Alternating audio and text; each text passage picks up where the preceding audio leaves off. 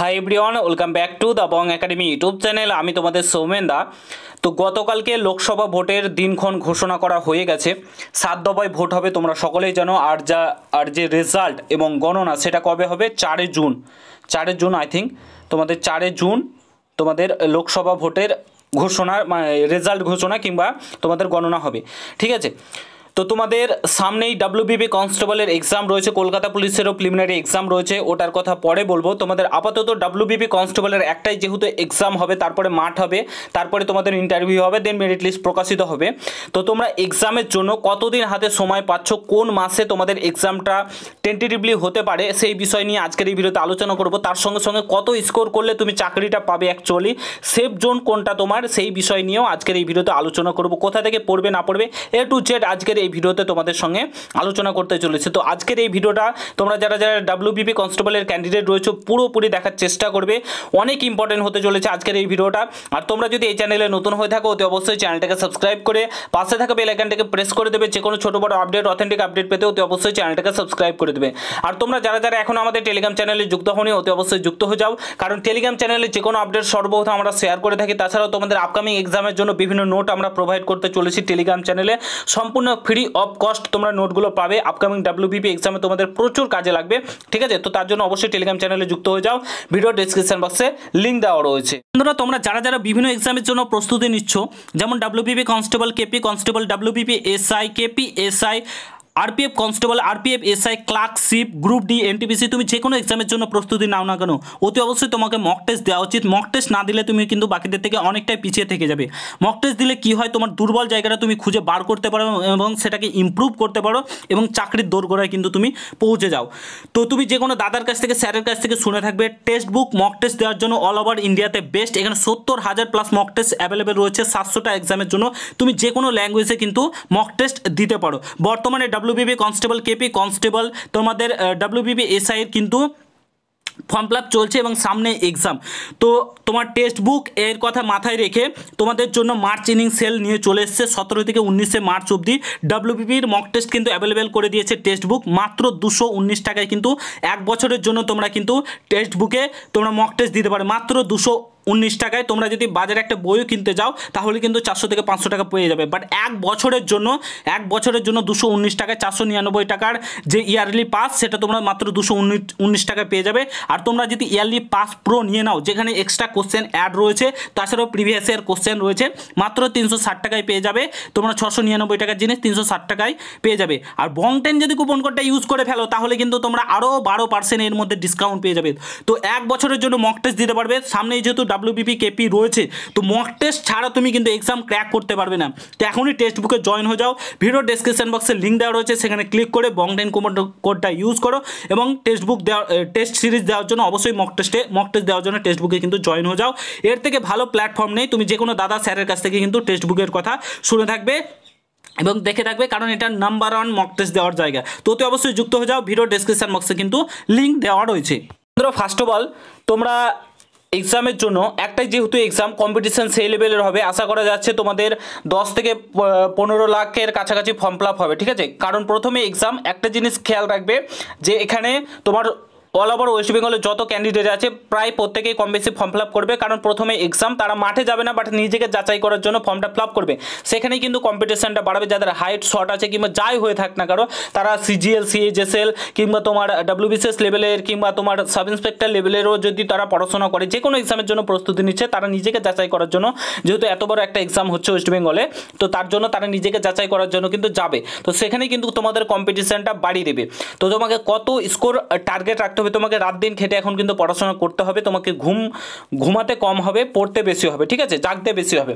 তো তার জন্য তোমাকে রাত দিন পরিশ্রম কিন্তু করতে হবে। তো কত টার্গেট রাখবে, অ্যাকচুয়ালি টার্গেটটা রাখলে এটা কোনো কাট অফ মার্কস না, ঠিক আছে। এটা আমি একদমই বলবো না তোমাদের যে এই এটা কাট অফ বলছে, একদমই না। দেখো, প্রিভিয়াস ইয়ার সমস্ত কিছু বিচার বিবেচনা করে আমি একটা কথাই বলবো, যে টার্গেটটা তোমাদেরকে দেবো এটাকে অ্যাচিভ করো, আরামসে তুমি একদম চাকরিটা পাবে। এই টার্গেটটা তুমি যদি অ্যাচিভ করতে পারো, ঠিক আছে। তোমাদের মেনলি আমি যে টার্গেটটা বলছি সেটা হচ্ছে তোমাদের 63 থেকে তোমরা 65-র মধ্যে মেন এক্সামে টার্গেট রাখো। আমি 65 বলছি কেন, 65টা তোলাটা অনেকটাই টাফ, মেন এক্সামে অনেকটাই টাফ, ঠিক আছে। 1 ঘন্টার মধ্যে 65 তোলাটা সবার পক্ষে পসিবল না, ঠিক আছে। একটাই যেহেতু এক্সাম, তো কেন তুলতে হবে দেখো, আমি যেটা বললাম তোমাদেরকে, সবাই এক্সামে বসবে বাট তারা মাঠে যাবে না। তুমি যদি একবার কোয়ালিফাই করে নিতে পারো তাহলে কিন্তু তুমি অনার্সে চাকরিটা পেয়ে যাবে, ঠিক আছে। তারপরে ইন্টারভিউ রয়েছে, ইন্টারভিউয়ে কিছু নম্বর পেলে তুমি চাকরিটা কনফার্ম করে নিতে পারবে।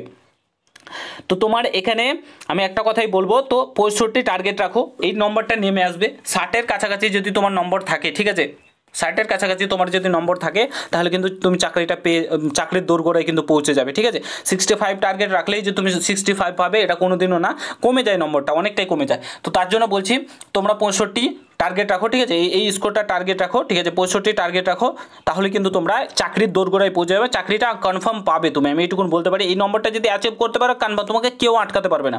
তোমাদের কত জিকেতে কত রয়েছে, জিকেতে তোমাদের রয়েছে 25 রয়েছে। 25-এ আরামসে তোমার যদি ভালো করে পড়ো 20+ তো পাবেই, 20 থেকে 22 তুমি আরামসে স্কোর করতে পারবে এখানে, ঠিক আছে। 20 ধরলাম আমি।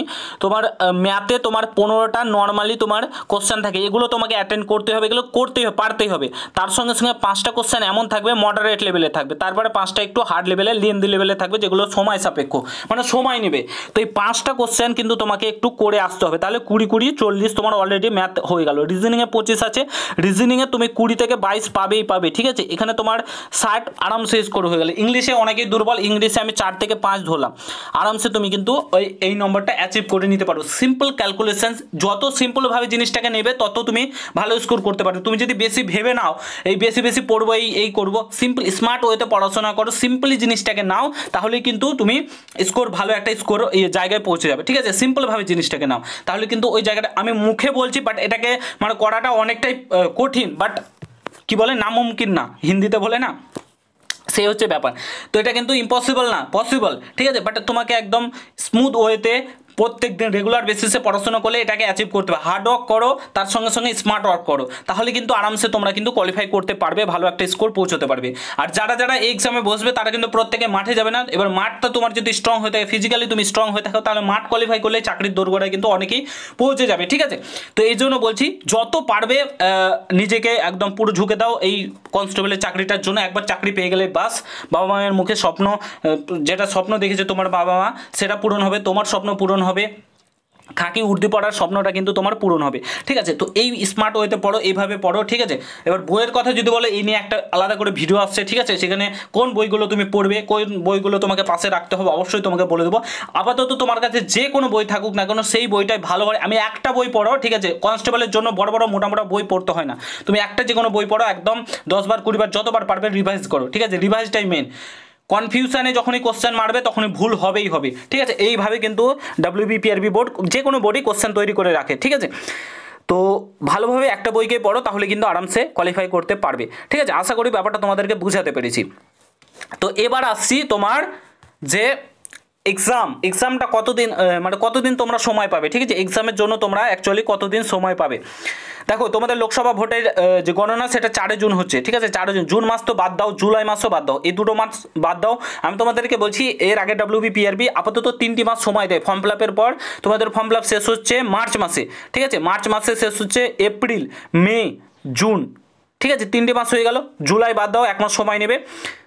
আগস্ট মাসে তোমাদের প্রবাবলি আগস্ট কিংবা সেপ্টেম্বর, এই দুটো মাসের মধ্যে তোমাদের এক্সাম নেবে।